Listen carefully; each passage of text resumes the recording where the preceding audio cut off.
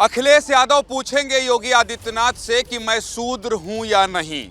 अब इस पर भी बहस होगी और बहस की शुरुआत चूंकि हो गई है, इसलिए मैं आज जनता जिंदाबाद इसी पर कर रहा हूं। मेरे साथ तमाम लोग देखिए कथा सुनाते हैं रामचरितमानस की, और अभी कुछ देर पहले जब मेरी बात हो रही थी तो एक कथावाचक कह रहे थे कि मैं तो अयोध्या से आता हूं, रामचरितमानस पर ही बात करता हूं, उसी पे जीता हूं, उसी पे खाता हूं। गलत तो नहीं बोल रहा हूं मैं? ये सभी लोग हैं। पहले मैं परिचय करा दूं, सूर्य मैथिल पॉलिटिकल एनालिस्ट होंगे, इसके साथ ही आचार्य एच.एस. रावत होंगे, आचार्य प्रकाश जोशी होंगे, धर्मगुरु हैं, आचार्य राज मिश्रा होंगे, आलोक वत्स होंगे, पॉलिटिकल एनालिस्ट हैं, और आचार्य संजीव अग्निहोत्री होंगे। इसके साथ ही प्रोफेसर भुवन जोशी जी होंगे, साजन के सिंह होंगे, पॉलिटिकल एनालिस्ट हैं, संजीव कौशिक और दीपक झा जी होंगे। इन सभी से शुरुआत होगी, लेकिन जय श्री राम। जय श्री राम कह दीजिए, फिर बीच बीच में भी जोश बन जाता है जब पंडित जी लोग बोलते हैं। जय श्री राम। हाँ ठीक है। अब क्या है कि समाजवादी पार्टी से चिंगारी उठी है और टोपी भले अंदर चली गई है, लेकिन हैं प्रोफेसर भुवन साहब समाजवादी पार्टी से। तो शुरुआत इन्हीं से कि ये बताइए कि क्यों ये कहा जा रहा है, भाई ये बताइए, रामचरितमानस की प्रतियां जला दी जा रही है और नेता का प्रमोशन कर दिया जा रहा है। ये कौन सी राजनीति है? आखिर क्या करना चाहते हैं जिस पर लाखों करोड़ों लोगों की आस्था है? हमारी सहयोगी ने, श्वेता ने हमको लिख के भेजा है, ये कहा है कि ये पूजनीय है ग्रंथ, उसका अपमान क्यों किया जा रहा है? देखिए, समाजवादी पार्टी ना तो किसी धर्म का विरोध करती है, ना किसी धर्म ग्रंथ का विरोध करती है, लेकिन हमारी कुछ वो पंक्तियां हैं उस पर आपत्ति है। मैं पूछना चाहता हूं भारतीय जनता पार्टी के लोगों से कि वो ढोल गवार पशु सदर नारी ये सब ताड़न के अधिकारी, उनका इस जो पंक्तियां हैं उनका क्या इसके बारे में कहना था? देखिए ऐसा है, आ रहा हूं।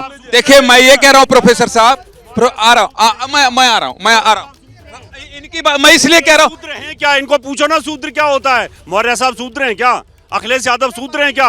ये एक चौपाई को लेके बैठे हूं, आपको पता है शूद्र क्या होता है? संविधान में है क्या शूद्र? कहीं संविधान में है?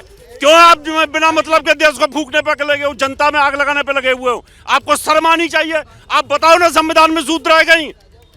जब नहीं है तो क्यों शूद्र करने पे लगे हुए हो? आप हिंदुओं को तोड़ने पे लगे हुए हो, एक दूसरे को बांटने पे लगे हुए हो। शर्म आनी चाहिए ऐसी वोटों की राजनीति करने के लिए आपको। हाँ इनकी बात हो जाए। हम ये कहना चाहते हैं, आक्रामकता देखे आप, मैं इनसे यही आप माहौल बनाना चाह रहे हैं? यही भारतीय जनता पार्टी है। इन्हीं के मुख्यमंत्री राजस्थान में हनुमान की जाति बताते हैं। इन्हीं के जो मंत्री हैं निषाद जी, वो कहते हैं कि दशरथ उनके राम के पिता नहीं थे। ये राम का अपमान करने वाले धर्म। आपसे ये पूछा है, संविधान में शूद्र शब्द है क्या? मौर्य शूद्र हैं? आप शूद्र हैं क्या? आप बताओ ना शूद्र क्या होता है? अरे शूद्र क्या होता है ये बताओ। नेता पर उस मकान में, जिस भवन में हमारे नेता माननीय अखिलेश यादव रहते थे, संविधान में जब शूद्र ही नहीं है फिर क्यों बोलते हो आप? इसका मतलब 2024 के चुनाव की तैयारी पशु शूद्र नारी, से ढोल गमार शूद्र प्रशु नारी, इतने सारे धर्माचार हैं, एक एक लाइन एक एक शब्द पर व्याख्या करवाऊंगा। आइए। एक सबसे पहले तो यह ध्यान रखना होगा कि जब गोस्वामी तुलसीदास जी ने श्री रामचरितमानस लिखना प्रारंभ किया है तो उन्होंने सबसे पहला कहा है कि सिया राम मैं सब जग जानी और करो प्रणाम जोर जुग पानी। उन्होंने कहीं पर यह शब्द ही नहीं कहा। उन्होंने ना जाति की बात की है, ना पाति की बात की है, ना स्त्री की बात की है, ना पुरुष की बात की है।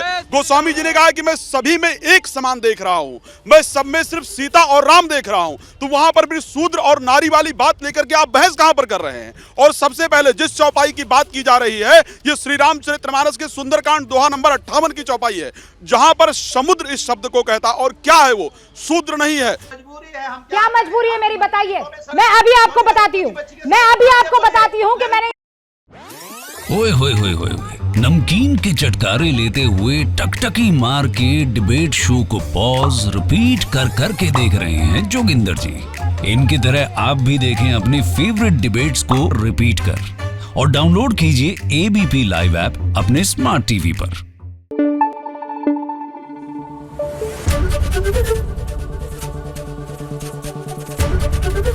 एबीपी न्यूज आपको रखे आगे।